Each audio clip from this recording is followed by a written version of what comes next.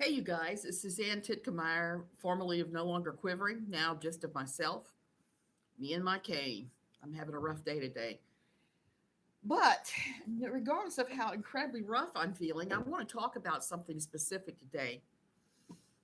And let me start first by saying please do not harass anybody that I talk about in this video.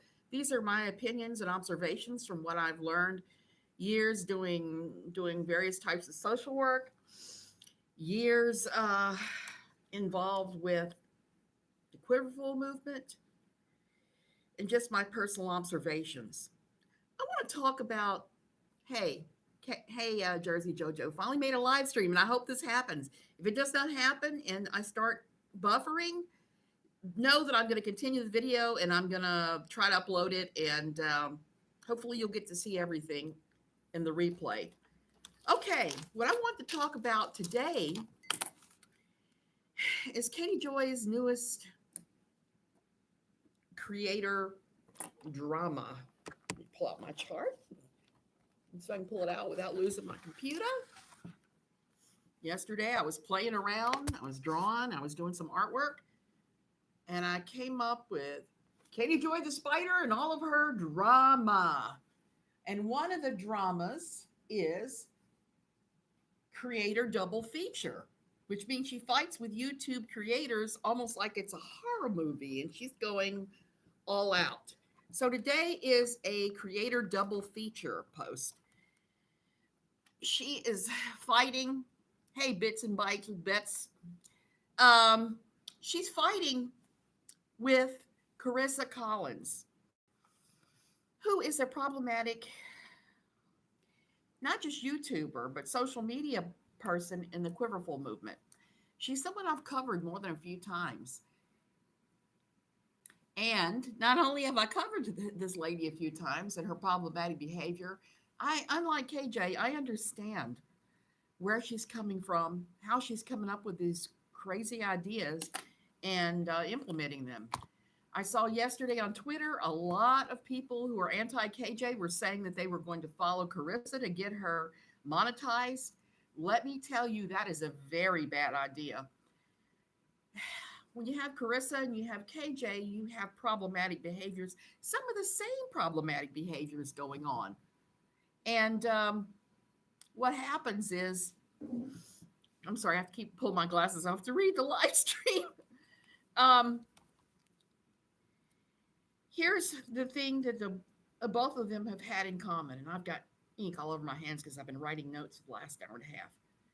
Both of them love to use their child as a prop when they need to distract attention off what they're doing. Karissa is extremely skilled at this. She's building a whole fake life, I'm going to call it. I see so many social media influencers that have these lives where look at me, look how perfect everything is, look at my kids, all 11 of them in matching clothing thing going on. When you know behind the scenes, it has gone a little cray cray. So the thing about Karissa, I'm going to tell you all about her. Both Karissa and KJ have called for mass flagging of other creators, which is a big no-no. Both will do anything for internet praise. Both of them seem to have the whole I'm never wrong, I'm always right, bow down and worship me thing going on, which nobody is perfect. I get some ink all over my hands. So they're not, hey, Maria, hey, J-Cat. So anyway, my biggest objection to Karissa, besides the fact that she attention whores out her family for clicks and coins, is she exhibits the worst of Quiverfull behavior. She believes in blanket training, even though her children seem like they're hellions that run loose, that she does not actually discipline them.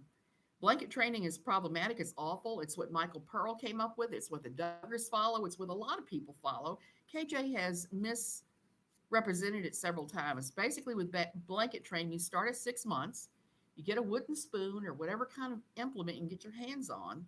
You place the baby on a blanket, place a toy the baby wants just off the blanket. And the minute the baby starts to wiggle, you beat it with the wooden spoon or whatever. You whop it.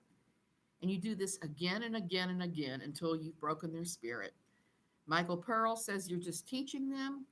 That is not what's going on. That is a broken spirited child when you have somebody who's too afraid to move off a blanket because they're going to get the crap beat out of them with a wooden spoon. When they get the crap beat out of them with a wooden spoon and they develop the fear of the parent.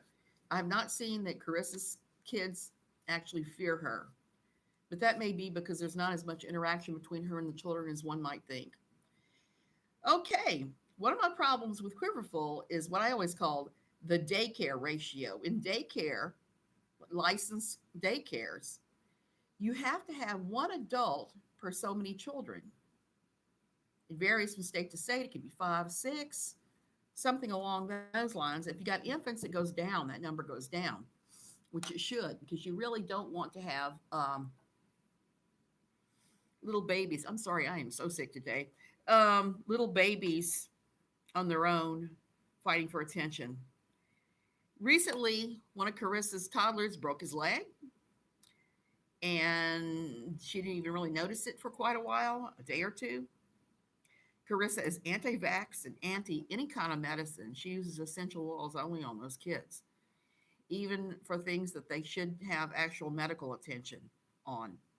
One of her toddlers has an incredibly bad diaper rash, and she just puts lavender oil on it. I can't even think about how much it stings. She also believes that COVID is a hoax. She is a COVID hoaxer. She homeschools her children. And I am really, you know, I'm not a big fan of homeschooling. And I have had friends that have done it right. I have one friend that all of her kids went to UVA because she did it right. But she also held a master's degree before she started homeschooling her children. So she knew what she was doing. Um, People with a high school education, I've seen some of them do a good job homeschooling, but most of the ones I've seen in my years in Quiverfull are inadequate teachers. The ones that are smart and realize they're inadequate teachers will join like a homeschooling association, and they'll actually bring in people who are skilled in whatever topic it is that the child lacks in. Myself, for a while, I taught art to homeschoolers, but I actually have studied art a great deal. The way Karissa does her homeschooling seems very suspect. And she's posted many times about her 11-year-old daughter, Lisa, doing homeschooling with the kids before she even gets out of bed in the morning. She's made claims that 11-year-old Anissa has homeschooled her brothers and sisters and taken care of all the schooling without giving any kind of answer for what type of curriculum they're using, or if they are using a curriculum or any progress or anything. I think she's being short-sighted by doing that. She is making her children's futures very, very insecure. Education is like one of the best indicators for how your child is going to do in life. You help your child get as educated as they possibly can, especially in today's world. I am seeing jobs now listed that originally didn't require high school diplomas that are now requiring master's degrees. It's getting more and more crazy out there with those. I think she homeschools to avoid CPS would be my guess, my educated guess. I'm going to just throw that out there. I don't know that that's true, but I think she does it for that reason. And that is a big problem. That's one of the problems I have with homeschooling. A lot of families in Quiverfull, one of the things they do is they homeschool so that CPS cannot get involved in their family. That's why we've seen Jill and David Rodriguez move around so much. When they discovered that West Virginia had a homeschooling policy they were putting in place where if CPS got called on you, you lost the right to homeschool, they immediately moved to Ohio. I think that there should be rules in place for homeschooling. I think homeschoolers should be required to submit to testing like private school kids and public school kids have to. There has to be some accountability. If there's no accountability, then the schooling is worthless pretty much. The newest thing with Karissa that gives me pause, and I'm going to read you her tweet. It's about what happened this last week or so. And this is the thing that KJ is beating on her about, rightfully. It says, I have been absent all week. It's been a very busy, long, and exhausting week. Wednesday was a scary and long day. Anissa and Andre were preparing Lunchables for lunch, and I was breastfeeding Anthem on the couch. All of a sudden, I heard screaming from the dining room table. So, in other words, she wasn't really watching her kids. She was shoving that off on her children. Andre had used the brand new kitchen scissors for homeschool that morning. I guess he couldn't find the homeschool scissors and left them on the table. And so Anchor and Answer were apparently playing with them. It appears Anchor was holding them, and his bestie Answer came and squeezed the handle while he was holding them, which caused her to cut his pinky finger at a diagonal. There was so much blood. Well, yeah, hands and feet injuries always bleed profusely. Dad was on a call in our room at his desk for work with a judge during trial, and I heard the screaming from all of us and ran into the living in his suit and tie.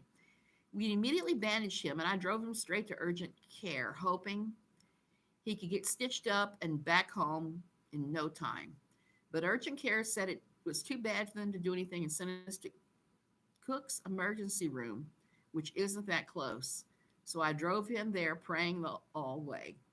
And it cuts off there. My copy of it cuts off. But basically, what happened at that point, the hospital told her the tendon in his hand was cut.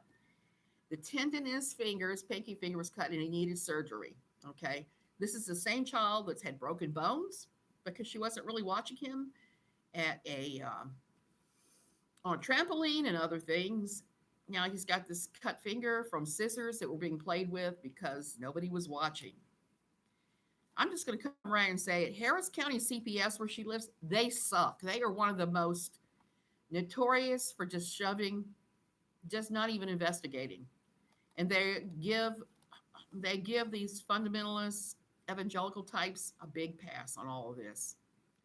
A big pass. So what do they do? They take him to the hospital to have the surgery. Pre-surgery, they give that child a COVID test, just like everywhere. That's pretty routine. When my husband had his shoulder surgery recently, where they pulled all the pins out that they put in there to hold his shoulder back together, they COVID tested both of us very quickly. Him because he was having the surgery, me because I was going to be his helper. When they COVID tested her son, he popped positive. They don't do surgery on people who have a positive COVID test. So what they ended up doing was sending her home for 2 weeks with him and saying, bring him back when he no longer has COVID, and we'll do the surgery then, which is bad. I can tell you that from having had some hand snafus and surgeries, that the more you delay with things like tendons and muscles, the less function you'll regain afterwards. So that's not a good thing. But here's where it gets really bizarre with the whole thing for me.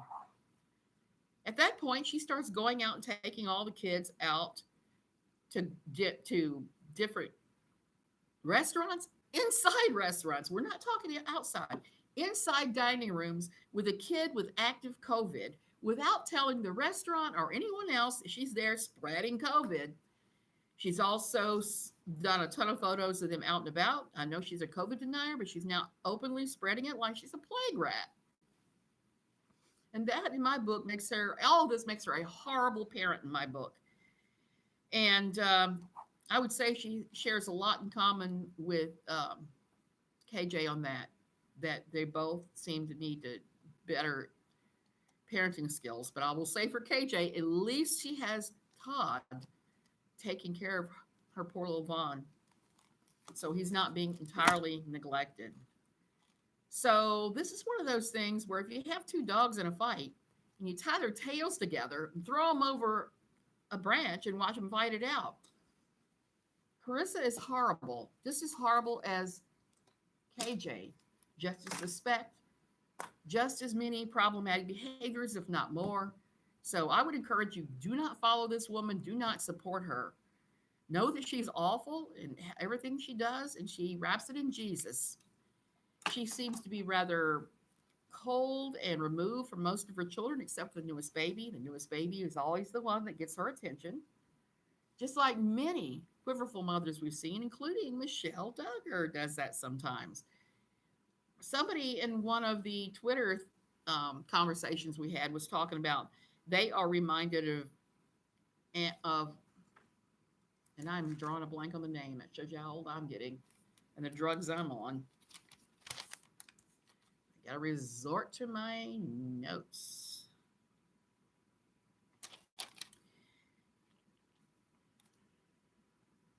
I wish I could remember the name. Andrea, who killed her children in Houston, who drowned them all, who was married to the guy who left her alone, even though she was suicidal and had postpartum psychosis.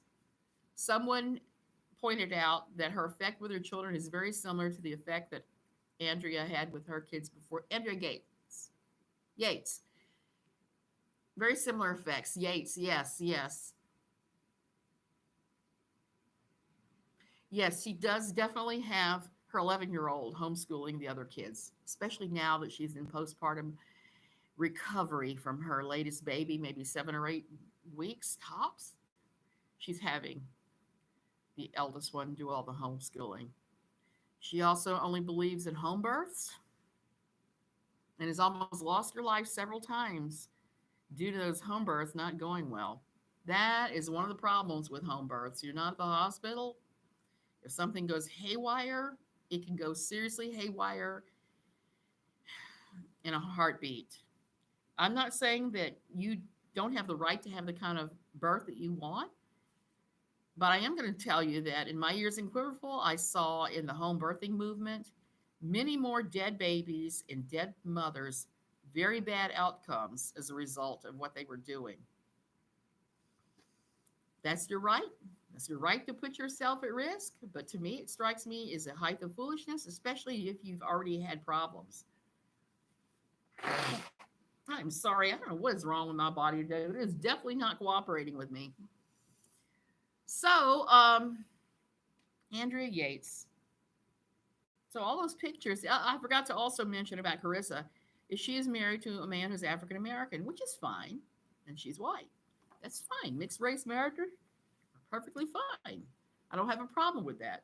The problem I have is she takes all these pictures of her children, all dressed the same, and many times she lightens the children's skin in post photo with editing software, and you can see that in the few ones that she does not edit the skin color in. She tries to lighten them. She's tried to lighten the kid's hair to blonde. I believe she's tried to bleach the hair a couple of times, and I don't get that. Mixed race children are beautiful. Sometimes I've seen some of those beautiful caramel colored skin and hair you've ever seen. It's almost like she's ashamed of them and she's trying to lighten them up to make them more socially acceptable. As far as I'm concerned, that is pretty bad. She claims that she does not do that, but all you have to do is go to her YouTube, go to her Instagram, her Facebook, all of her different social media, and start looking at pictures. And it's pretty obvious that that's exactly what she's doing. She lightens her kid's skin. Yeah, so those are all reasons not to sub to her. And like I said, this is one of those ones where I don't know who to root for in this fight. Well, I don't like KJ because of all of her problematic behavior. In some ways, she's not as bad as Karissa. I think Karissa in an awfulness sweepstakes is way worse than KJ. I hate to say that. I just hate to say that. It just really sucks, but it is what it is. So, my beauties, I'm going to go lay down again. Real exciting times here. And be back when I have something more to talk about off my little KJ board or in Costa Rica. I gotta say, I am really disappointed in those rolls I bought yesterday at the local bakery that looked like giant boobs.